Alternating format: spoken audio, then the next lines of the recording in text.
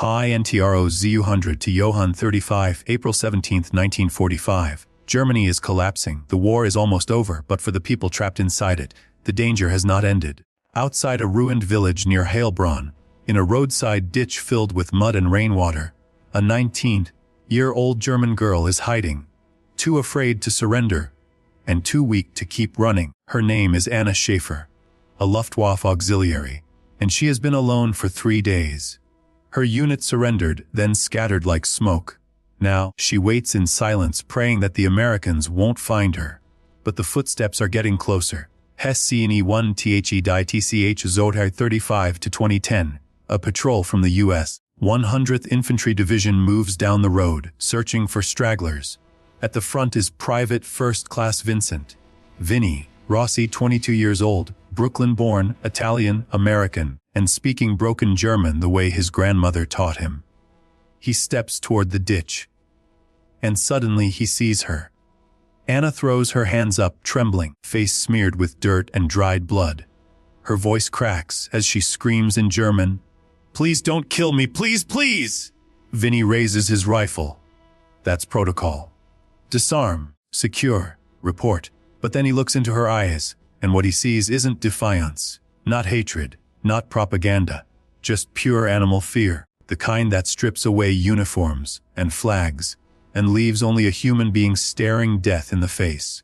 Slowly, he lowers his weapon. Anna squeezes her eyes shut, waiting for the bullet, the bayonet, the boot. Instead, as she hears fabric ripping, her eyes snap open. Vinny has grabbed the back of her jacket and torn it open. Not for violence, but because he sees something wrong. Chez Cecini 2 The wound 2010 to 3020. The wound in her back is a nightmare. Shrapnel buried deep, infection spreading, edges green and swollen, and worse, the flesh is rotting, maggots crawling inside the damaged tissue. The smell hits Vinny like a punch. He staggers back, curses under his breath, then shouts behind him, "MDs! Num! Gett dam Mendaiki." The medic rushes in, Corporal Daniel Goldstein, a Jewish American soldier who escaped Vienna in 1938. He has seen horrors most men couldn't survive, but even he freezes for half a second. Then his training takes over.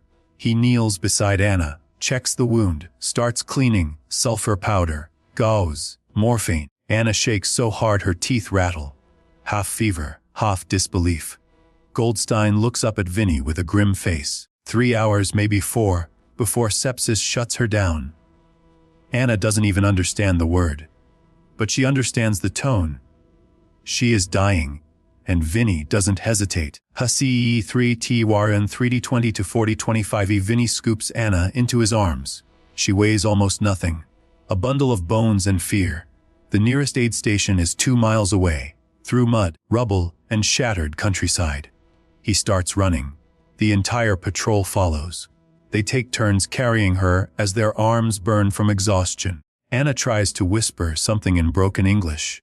Maybe a thank you. Vinny cuts her off. "Save your breath. Kid, we're getting you fixed." At the field hospital, surgeons work for 6 hours straight. 14 pieces of shrapnel removed. Half her shoulder blade destroyed. Blood transfusions. Antibiotics. Prayers spoken in 3 languages by men who barely believe in anything anymore. And somehow she survives. Chassis in 4T Hospital 425 to 5035. 3 days later, Anna wakes up in a clean bed. An IV drip runs into her arm. Real cotton pajamas replace the shredded uniform. A teddy bear sits beside her pillow, left there by a nurse who doesn't speak German, but understands suffering. In the chair near her bed, Vinny is asleep, still in uniform, boots still covered in the mud from that ditch. Anna shifts slightly. Vinny's eyes snap open, soldier reflex. She looks at him, really looks at him, then whispers, "You tore my dress." Vinny turns red like he's been caught stealing. He stammers, "To save you, stupid, not the other thing." For a moment, Anna stares. Then she laughs. It hurts, her stitches pull, her ribs scream.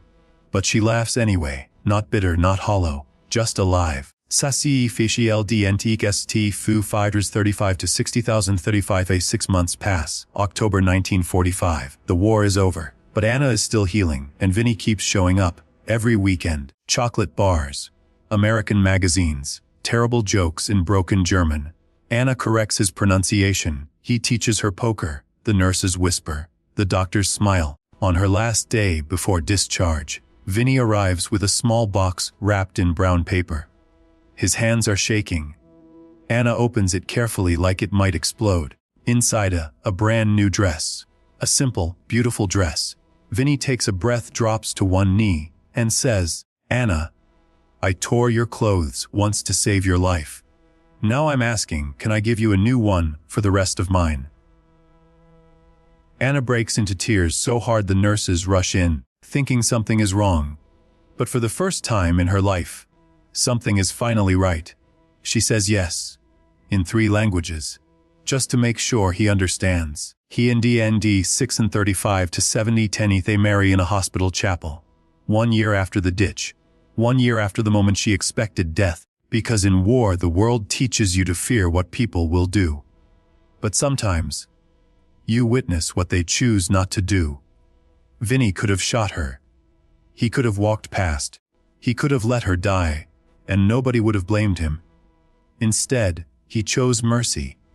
And in the middle of hell, that mercy became a lifetime, because some stories aren't about battles. They're about choices. And the smallest decision can change everything. If this story moved you, subscribe for more true war stories and forgotten history from the battlefield.